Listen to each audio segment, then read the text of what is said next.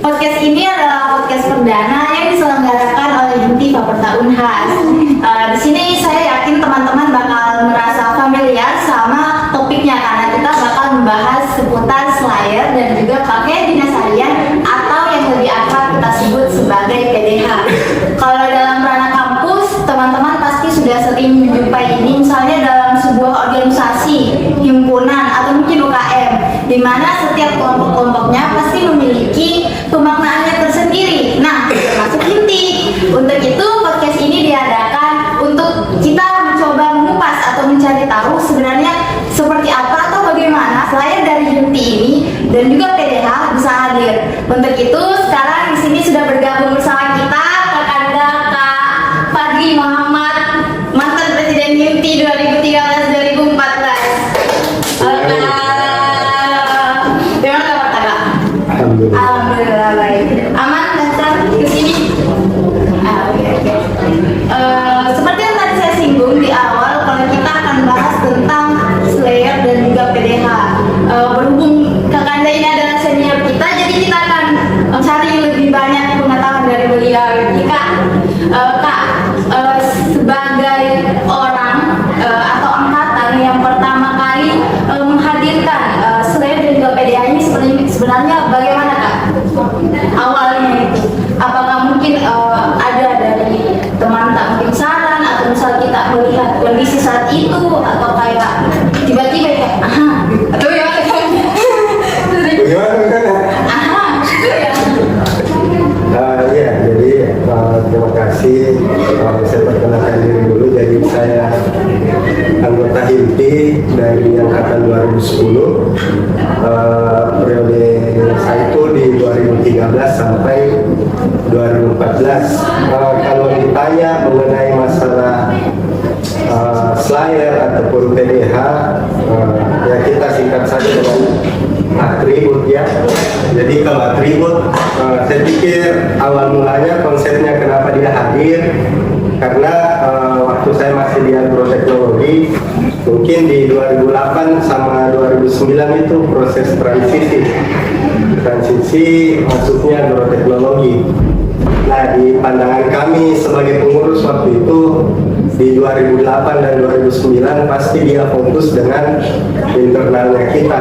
Makanya ketika ada pergantian kepengurusan, saya pikir Himti sudah harus keluar,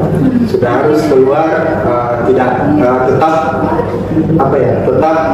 memperhatikan internalnya, tapi secara nama Himti sudah harus keluar. Nah, karena kita harus mengeluarkan nama Himti, saya pikir kita perlu pertegas di masalah atribut, karena kalau bicara tentang atribut itu kita bicara tentang identitas. Mengenai masalah PDH sama Slayer itu sebelumnya sudah ada. 2009 sudah ada, 2008 sudah ada, cuman pada saat itu belum ada aturan bakunya. Jadi hampir setiap periode kepengurusan itu kadang warnanya berganti, bis dari PDH-nya itu berganti. Nah, kita di periode 2013 itu menyarankan bagaimana kalau kita lakukan ini atribut. Jadi kita masukkan di konstitusinya supaya, karena saya pikir kalau identitas itu tidak bisa berubah-ubah. Kapan dia berubah, hilang identitas sebenarnya. Ada pengenalan baru. Saya maunya begitu dilihat atribut. Orang tahu bilang ini anak Himti, seperti itu konsep awalnya. Makanya dari itu pengurus kemarin masukkan dia di program kerja pengurus Himti pengurus Himti tentang penyakralan atribut.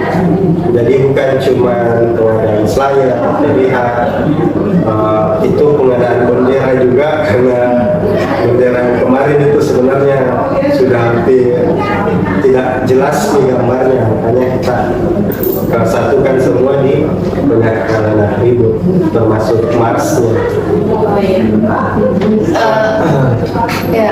Tentang PDH sama Slayer, kan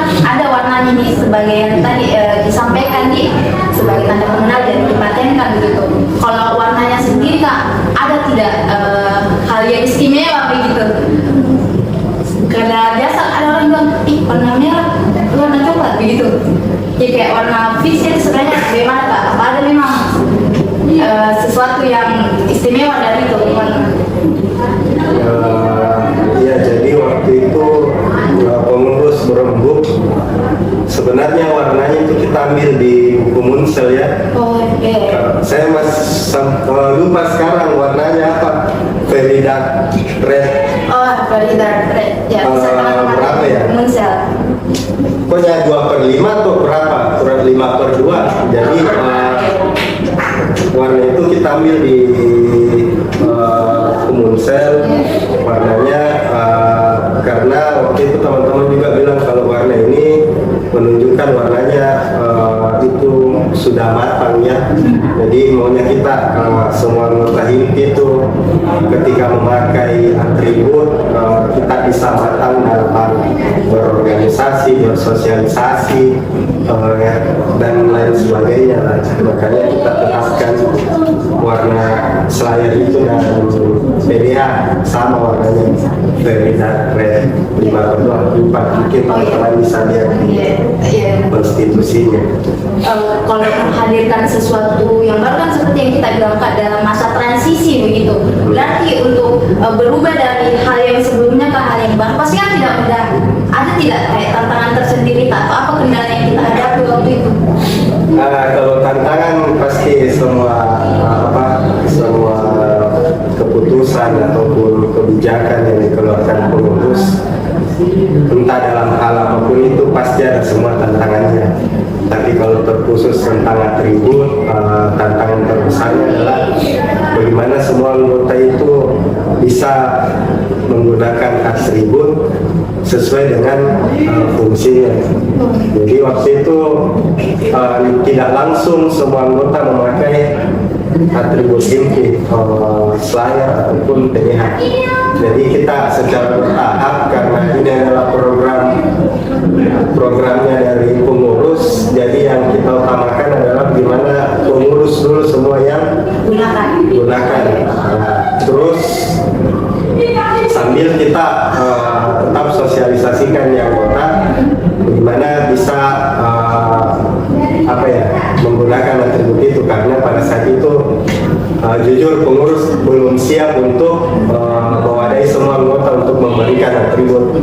Jadi tetap ada kontribusi pribadi dari anggota. Saat itu.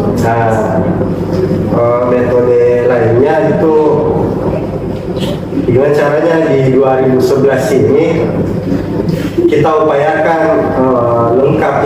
lengkap mengikuti prosesi pengadilan di profil sama Opel, dan alhamdulillah di 2011 itu dari profil sampai Opel satu angkatan itu lengkap, jadi tidak ada yang tidak ikut. Makanya di situ kita bisa sisihkan pengadaan atributnya lagi. Jadi pemasangan slayer itu pada saat di Opel kemarin, karena semua lengkap ikut prosesi di profil sama Opel. Kan sebelumnya ada slayernya Opel. Jadi mungkin teman-teman sudah tidak dapat itu slayer Opel. Jadi waktu saya ikut Opel itu saya dapat khusus slayer Opel ya. Beda warna itu Pak? Beda. Jadi khusus bukan slayer anggota. Nah di 2011 itu kita tidak kasih lagi slayer Opel karena saya pikir 2011 ini lengkap semua pengadilannya, jadi tidak ada masalah kalau slayer anggota yang kita kasih seperti itu. Tapi saya nggak tahu kenapa sampai sekarang itu yang dikasih slayernya langsung slayer inti. Padahal kan berapa angkatan setelahnya itu tidak semua mengikuti profil, kan harusnya ada slayer khusus dulu yang dikasih di Opel sebagai kandidat kalau dia mengikuti Opel. Itu mungkin. Berarti awal mulanya ini tahun 2010 dia, tapi masih agak belum rata gitu Kak penggunaannya. Nanti 2011-nya penggunaan 2013 angkatannya apa tahunnya? Tahunnya 2013. Oh 2013 memang. Setelah kemudian Kak berhasil masuk ke dalam konstitusi, bagaimana sebenarnya tanggapannya gitu teman-teman pada saat itu? Ya masih saya pikir kalau hal yang baik itu teman-teman rata-rata kan dia pro tentang atribut ini. Hanya saja mungkin kesusahannya pada saat itu adalah karena pengurus tidak wadai secara finansial ya, akhirnya anggota tetap membeli. Jadi tetap sepakat walaupun ada yang belum pakai, yaitu karena belum bisa mungkin membeli atau ada kebutuhan yang lain dari anggota. Ada yang kontra pun, saya pikir kontranya bukan karena dia tidak mau menggunakan Slayer ya, tapi yang namanya hal baru pasti tidak bisa langsung diterima. Bisa terima. Kemudian bagaimana Kak? Kita kan mantan presiden ini tak? Bagaimana cara? Iya. Bagaimana kemudian cara tak dia bisa kasih satu frame ini teman-teman tak begitu? Karena saya rasa kalau kayak pemimpin begitu pasti ada lah cara pembacaannya ke teman-temannya, bagaimana bisa dikasih mengerti satu sama lain. Apa ada memang cara-cara tersendiri kita sampai kemudian akhirnya oke, kita sama-sama gunakan Slayer sampai di hari ini sebagai tanda pengenal. Iya, jadi itu dulu saya tanggapi. Jadi teman-teman sebisa mungkin ketika menyebut orang yang pernah jadi pengurus jangan pakai kata mantan ya. Maksudnya mungkin demisioner, karena kalau mantan itu biasa kesannya nggak baik gitu. Kan semua pengurusan itu dia usahakan bagaimana dia sampaikan atau berikan kesan yang baik di inti. Jadi demisioner. Kalau masalah frame, bagaimana menyatukan ya, gimana ya? Kalau waktu itu pengurus yang harusnya jadi contoh yang baik buat anggotanya, jadi untuk menyatukan frame-nya ke semua anggota, yang dikhususkan dulu adalah pengurus. Jadi bagaimana pengurus bisa betul-betul paham penggunaan atribut ini. Makanya di konstitusi itu kita tetapkan ketika di ruangan bagaimana cara pemakaiannya, ketika di lapangan bagaimana cara pemakaiannya. Kalau tidak salah cuma 2 pemakaian ya, satu di pundak, satu di kepala ketika di lapangan. Seperti itu. Jadi Mars pun, karena pandangan saya waktu itu masih banyak anggota yang belum familiar dengan Mars, kadang lupa, kadang gimana. Dari proker itu kita tetapkan juga ketika sudah rapat ataupun kegiatan-kegiatan inti itu kita semua menyanyikan Mars. Jadi ya harapannya setiap sudah kegiatan kita nyanyikan, ingat-ingatlah sedikit bagaimana posisi kita berdiri dan lain-lain. Jadi kesannya kita hargai atribut yang ada di inti, karena ya bagaimana cara tak bisa hargai inti kalau atributnya saja kita hargai. Itu jadi untuk frame-nya yang paling difokuskan itu di pengurus kemarin. Bagaimana kalau pakai PDH tidak ada yang celananya robek, tidak ada yang lepas sepatu ataupun kancingnya dibuka, karena kita betul sakralkan dan alhamdulillah itu bisa dilihat sama anggota. Begitu kan lucu kesannya ketika pengurus mewajibkan anggota untuk memakai seperti itu, sementara pengurus yang bisa kasih contoh. Seperti itu. Dan alhamdulillah sampai sekarang memang masih sering diterapkan itu Kak, yang punya masjid. Kemudian Kak, ada sebenarnya penasaran Kak gitu, kepo. Bagaimana itu dinamika kepengurusannya waktu itu? Berapa tahun itu ya? 2013, 10 tahun Kak. Jadi kalau dinamika ya itu lagi angkatan pasti ada dinamikanya. Kalau saya pribadi kan dinamika awal itu karena dari rata-rata dari agroteknologi. Kemarin masih ada forumnya kan, forum mahasiswa agroteknologi. Begitu masuk di inti sempat ada kubu dari 2010, jadi orang-orang yang pernah ikut FMA sama yang tidak. Jadi agak jelas kubunya seperti itu.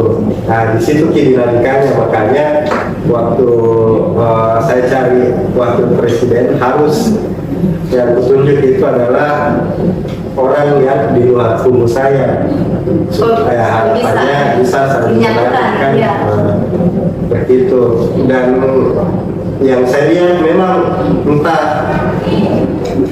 kenapa di setiap profil ataupun novel kita dipaksa untuk solid. Saya pikir solid dalam waktu 3 hari saja.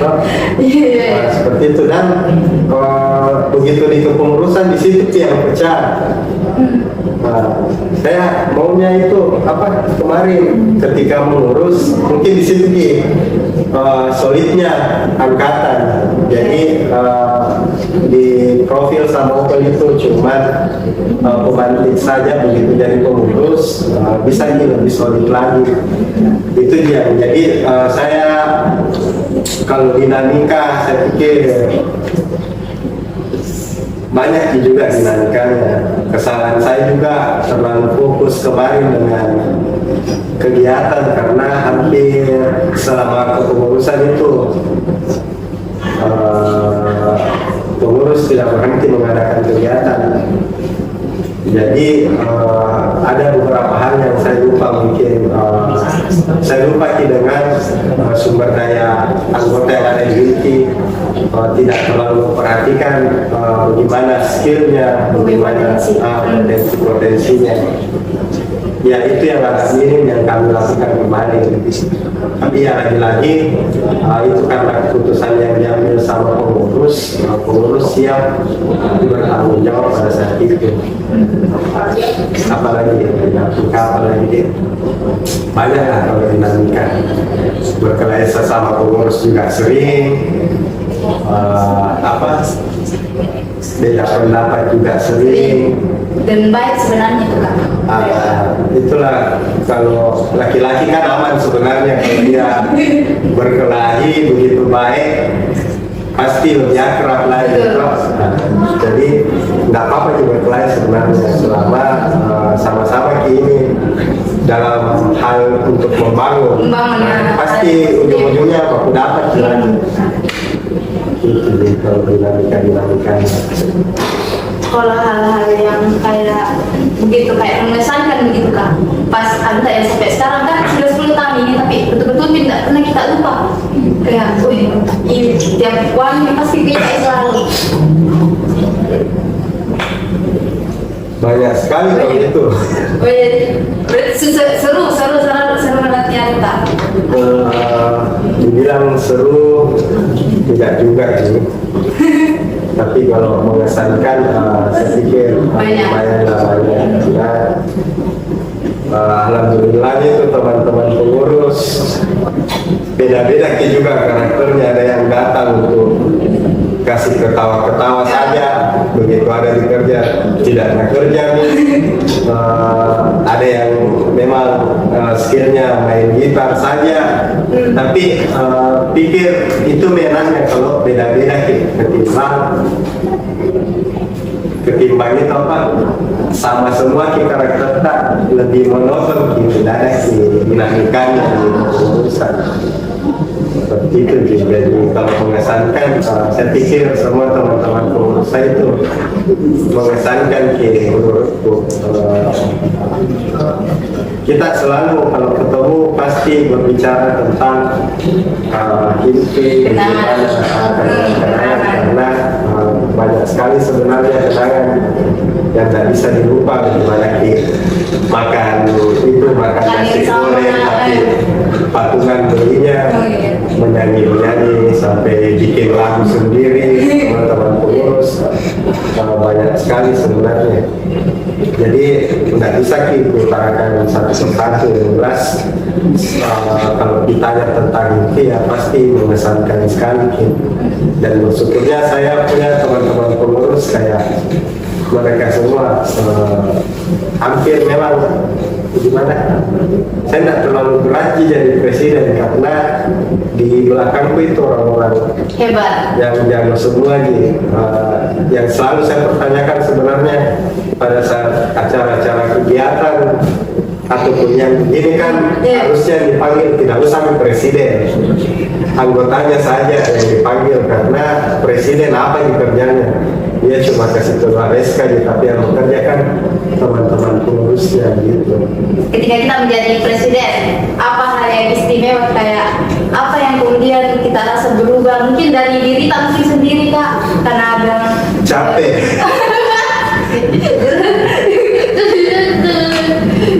Jadi nggak ada itu sebenarnya istimewanya, karena kalau dibilang istimewa, semua pengurus itu istimewa pada bidangnya masing-masing. Saya pun mau jadi presiden kemarin, bukan karena saya buruk di keistimewaannya sebagai presiden, malah yang saya dapat itu besar sekali. Kupikir tanggung jawabnya sebagai seorang presiden, karena saya sendiri urus diri pribadi saya sendiri tuh masih agak sulit, apalagi kalau urus inti ataupun anggota ya. Apalagi kalau saya kan orangnya memang sering terlambat seperti itu Ki. Jadi kalau masalah waktu ya saya yang paling sering dihajar sama pengurusku, dan itu memang saya akui Ki. Jadi kalau kita ngumpul dan terlambat ya kadang di ruangan Ki, saya di set di depannya tidak masalah, itu jangan karena kita bawa happy Ji sebenarnya toh.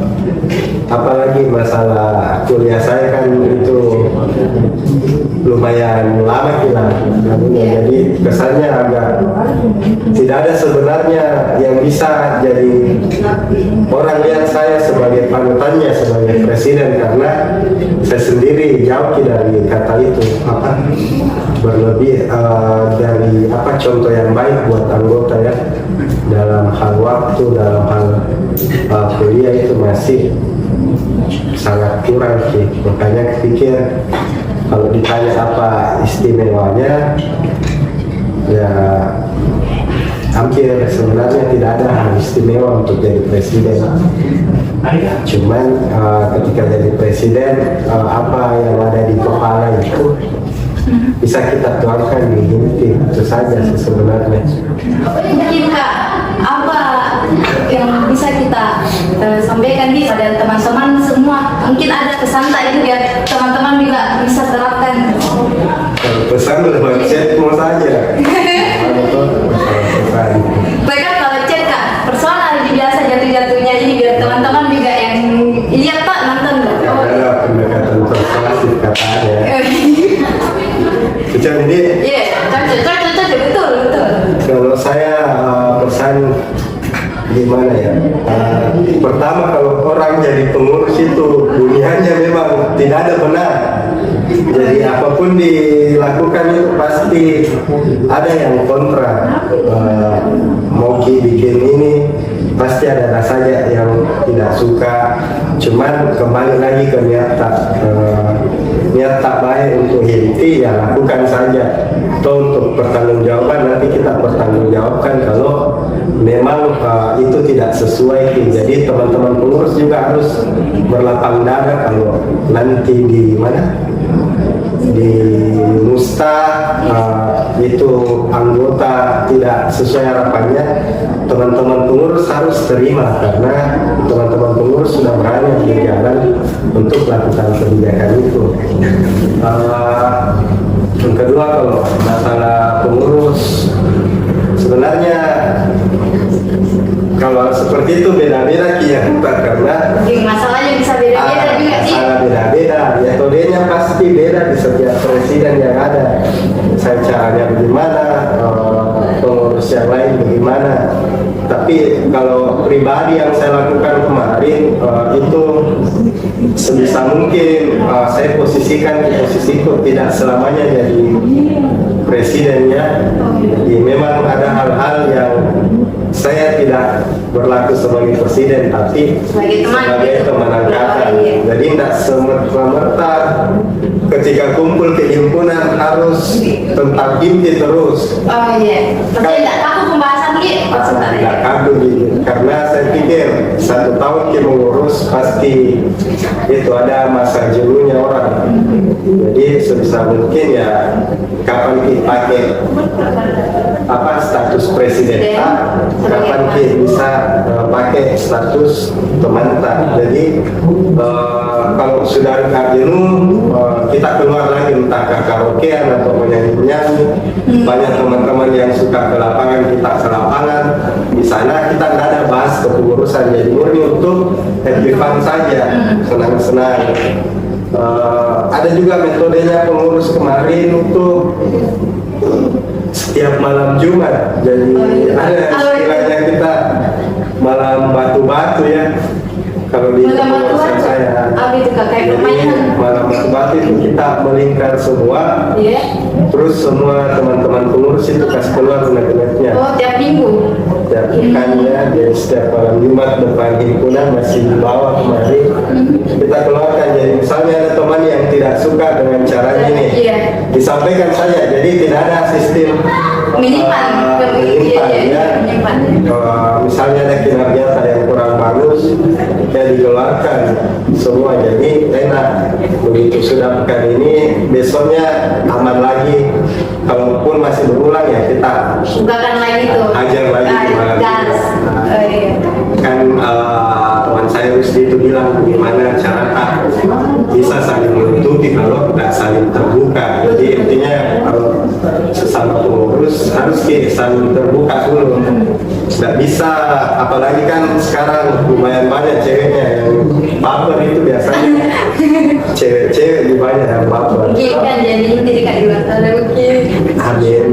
Amin, amin, amin. Nah, saya cuma mau sampaikan ke semua teman-teman pengurus, apalagi kalau perbandingan antara dulu sama sekarang, kita kalau dulu kan selalu dihadapkan dengan jumlah anggota yang sangat minim ya, tapi ya hebatnya dulu itu meskipun minim banyak hal-hal yang besar yang bisa dilakukan Himti.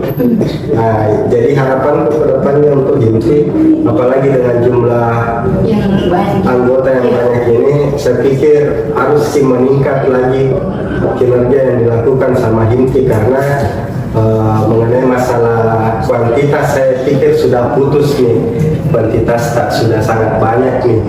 Yang kedua itu teman-teman pengurus juga tidak usah nih 1 minggu 7 hari kita berpikir tentang inti, sisakan misalnya 2 hari untuk berpikir inti, pasti ada yang didapat. Karena kalau saya pribadi jadi pengurus sama teman-teman pengurus saya itu selalu berpikir bagaimana caranya ada satu hal yang saya titik di inti.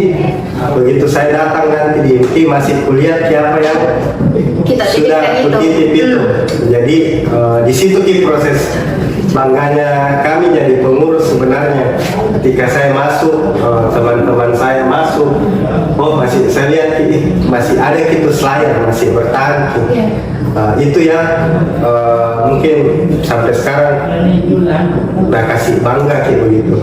Kita lihat masih ada benderanya semuanya, jadi ada kebanggaan tersendiri. Jadi teman-teman kalau bisa pengurus cari sesuatu hal yang belum didapat sama inti, itu bisa diterapkan di inti. Karena ada berapa orang ini, berapa kepala, mustahil dalam 30 kepala itu tidak ada satupun yang bisa dilihat apa yang belum ada di inti. Pasti ada dan tetap saja semangat buat teman-teman pengurus. Itu juga mungkin kalau saya statement dari kepengurusan saya kemarin itu ya, bukan aku, kamu, dia, atau mereka, tetapi kita. Jadi itu yang selalu disampaikan sama teman-teman. Jadi tidak ada lagi saya, kamu, atau dia. harus solid itu ya. Jadi itu closing statement yang wow, yang luar biasa dari kakak. Sebelumnya saya kembali ucapkan terima kasih nih kak karena telah bersedia hadir, dan untuk teman-teman kita tunggu kelanjutan dari ini. Salam satu hati satu jiwa satu ilmu tanah. Lupa